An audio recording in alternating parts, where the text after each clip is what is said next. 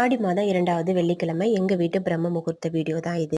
பிரம்ம முகூர்த்தத்தில் பூஜை பண்ணணும்னு நினச்சாலே நைட்டெல்லாம் தூக்கமே வரலை. 4 மணிக்கெல்லாமே நான் எந்திரிச்சிட்டேன். நான் எந்திரிக்கும் போது எங்கள் தெருவில் யாருமே எந்திரிக்கலை. வாச தெளித்து கோலம் போட்டுட்டு கலர் கோலம் போடலான்னு நினச்சேன். பயங்கரமான காற்று கோயம்புத்தூரில். இன்னொரு நாளைக்கு போட்டுக்கலான்னு சொல்லிட்டு அரிசி மாவு கோலம் தான் நான் போட்டிருக்கேன்.